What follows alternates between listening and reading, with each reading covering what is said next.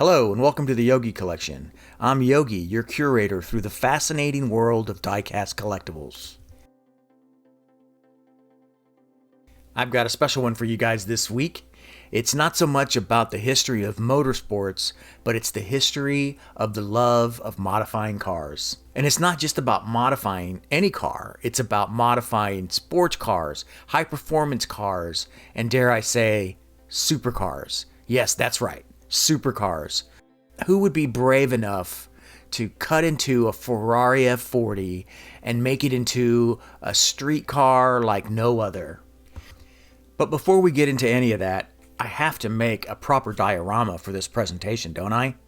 Well, I'm putting together this diorama with the help of Yogi Mama. She printed up some really cool printouts to scale that fit really well on an extra pre-made diorama that's illuminated, so I figured this would be a great one to set up. Tell me what you guys think in the comments. I picked this diorama up on Amazon, so if you're interested in something like this, feel free to use the links below. The affiliate links help the channel and help fund projects like this someday. Speaking of helping the channel, if you haven't done so already, be sure to hit that subscribe button and leave a comment or thumbs up. Let me know what you guys think of these kinds of videos. It really helps the YouTube algorithm. All hail the YouTube algorithm. So yeah, we got to play with that so I can get my viewers up, my subscribers up, and I can keep making content like this for you guys.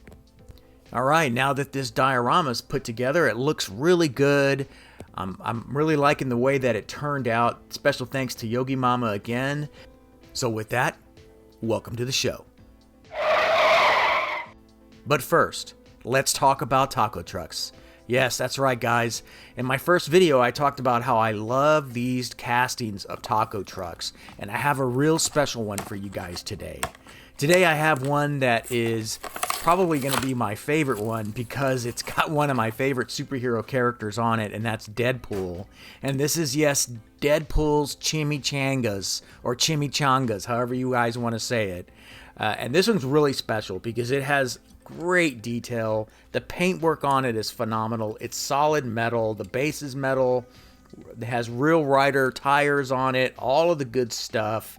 If you zoom in real close, you can see some of the information about what he's serving and his opinion on whether or not you should be eating around the food truck.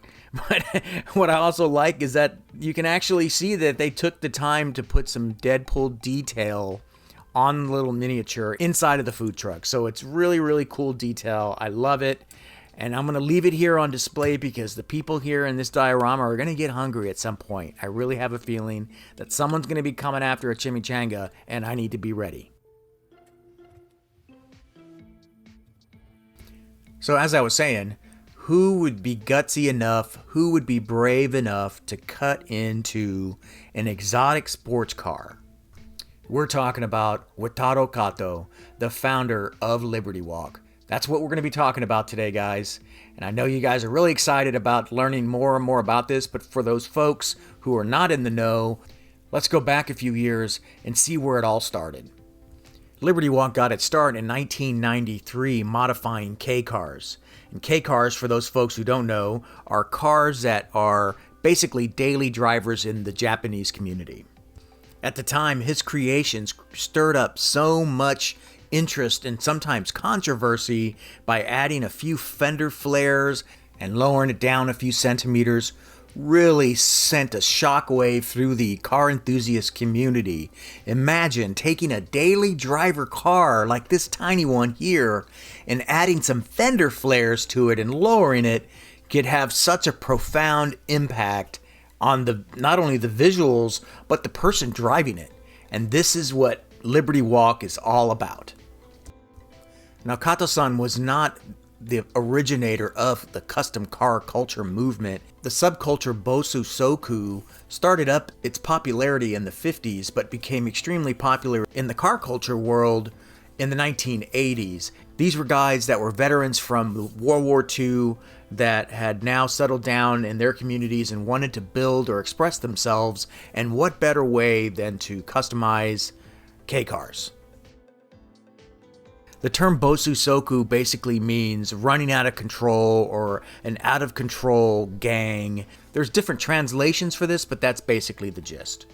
So this kind of counterculture movement surely was an inspiration to Kato-san's decision to open up his first shop in 1993 modifying K-cars. The term modifying cars in the car community is sometimes controversial. There are groups of people that believe that cars should be left as the original engineers and designers intended, and then there's others that want to express themselves through their automobiles. Me personally, I'm kind of in the middle. I like modifying cars, but I like them done tastefully. And they need to serve a purpose. And I believe Liberty Walk accomplished this when they started modifying exotic cars.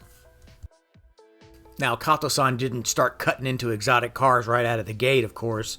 After 1993 and he started modifying K cars, he moved on to importing cars from BMW, Mercedes, and Humvee.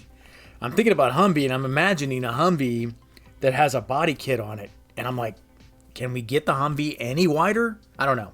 Anyway, it wasn't until the early 2000s when Kato-san first made his mark on the international community. And what better way to make an impact than cutting into the most sacred brand known to car lovers, to motorsports? Yeah, Ferrari. He cut into a Ferrari F40. And that's an interesting one to pick because that is the last car that Enzo Ferrari signed off on.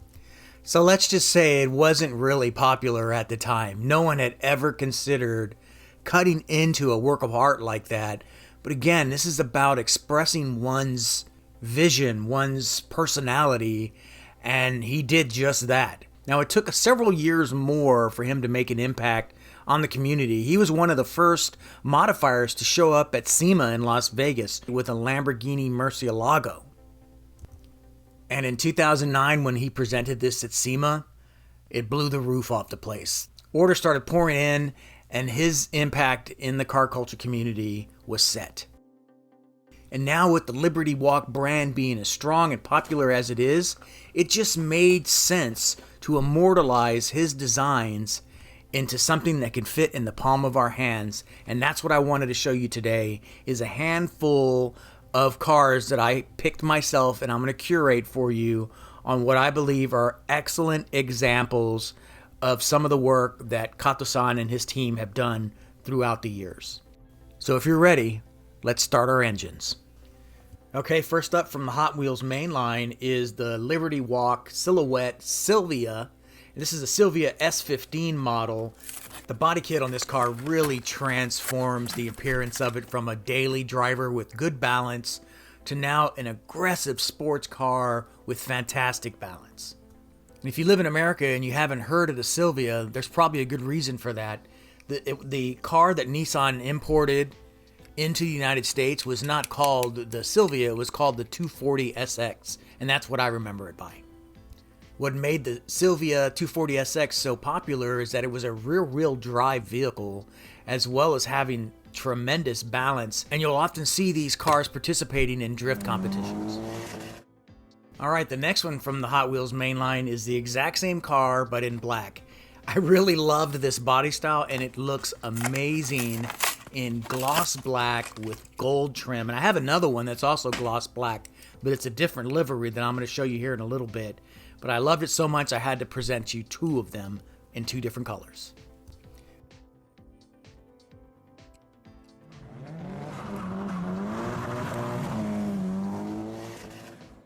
Okay, next up is from the Hot Wheels Transport lineup, and I've got two vehicles here, obviously, the Transport truck and the Nissan GTR. For me, this GTR was my first introduction into the Liberty Walk scene. It's the yellow and white combination on this livery that really pops for me.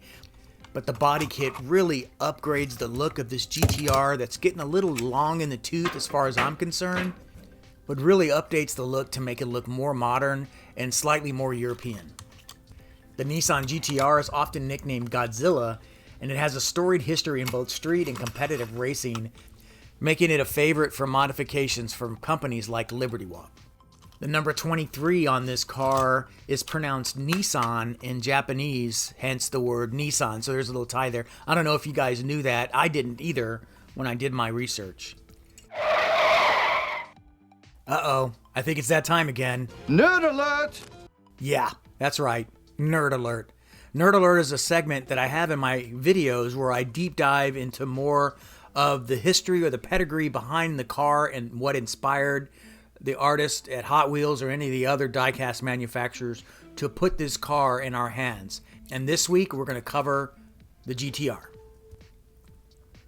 The base Nissan GTR is known for its powerful twin turbocharged V6 engine and sophisticated all-wheel drive system, which have made it a benchmark for performance cars.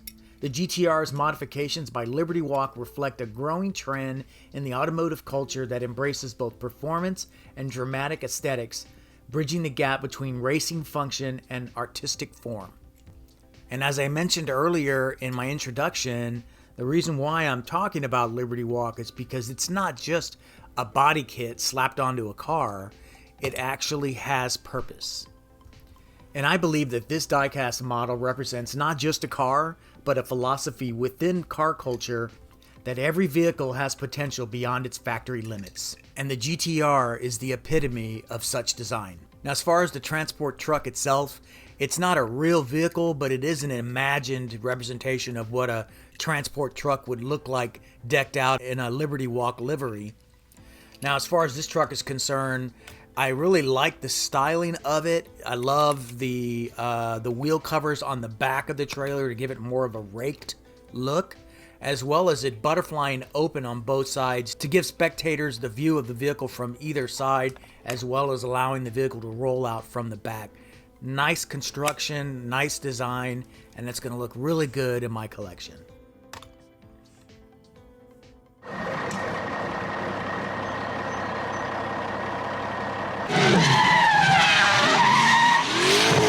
Hey guys, I really hope you're enjoying what I'm doing with the stop motion effect. It's something that I'm just trying out because I like to play with my cars and I'm trying to imagine them moving around without actually using my hand. So let me know what you think in the comments below. Okay, next up is the BMW Supra. The Toyota Supra in the John Player Special livery. This is definitely an imaginary livery because John Player Special doesn't sponsor any more motorsports, but take a look at this. It looks a lot like the Sylvia, but in a Supra styling, and it's just slick, man.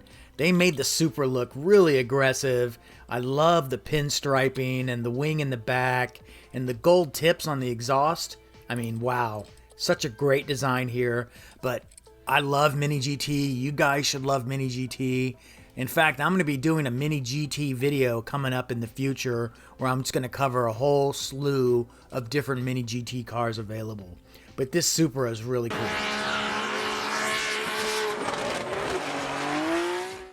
Not to be outdone by this John Player Special tobacco livery is the Martini livery. Now Martini, you guys have probably seen this around. Typically you'll see these with Porsche or any of the other European motorsports, but to see it here on the Toyota Supra is pretty darn cool.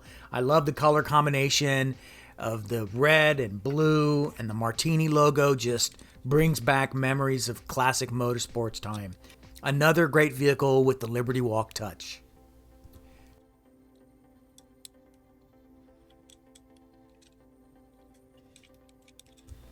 You see? What did I tell you? Someone's bound to get hungry and want some chimichangas. Glad I left it there. Okay, last but certainly not least, the one that started it all, the one that put Liberty Walk on the map, the Ferrari F40. This iteration here in my hand is not the original iteration, but the most recent upgraded version of the F40 look. And it has purposeful design elements, specifically on the back. The air tunneling on the rear of the bumper has a purpose. It increases downforce. This car is a track monster, or at least I think it is. I've never seen it on a track. Have you guys seen it on a track? Let me know down below. But regardless, take a look at the detail on this thing.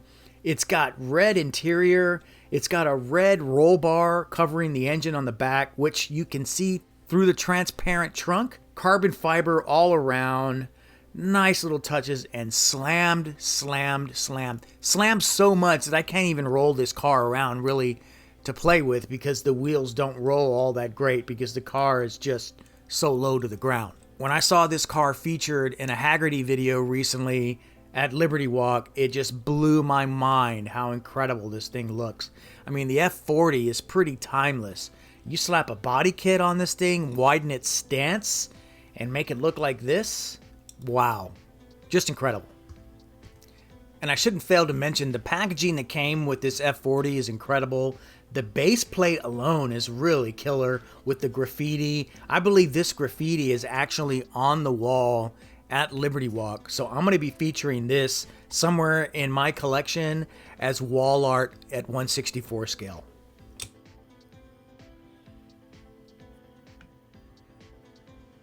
Who is that? Is that Kato-san? Oh, he's stepping out in front of this car. Oh my God, look at that. Unbelievable. I've never seen anything like that. Okay, what's a get-together without a few friends, huh? All right, here they come. Ooh, we got some good ones in there. We got a 510. We got a treasure hunt. Ooh, look at that black Porsche. And that really painted Porsche. Wow, this is awesome. What a great turnout. All right, guys. It's really hard to argue the impact of what Liberty Walk has done to the custom car culture scene. From Kato-san's humble beginnings of modifying K-cars, to modifying the beloved Ferrari F40, to today doing all the custom work that you can imagine at any level of the game, has truly earned his place in history with these amazing designs and his amazing company and spirit. Because of Liberty Walk's success, other companies like Rocket Bunny and RWB have also made an impact on the community, so be sure to look out for more videos of that as well on my channel. I'll be sure to feature some of those. But I hope you enjoyed what you saw, and I really hope you leave a comment and subscribe to my channel. And with that, the collection is closed.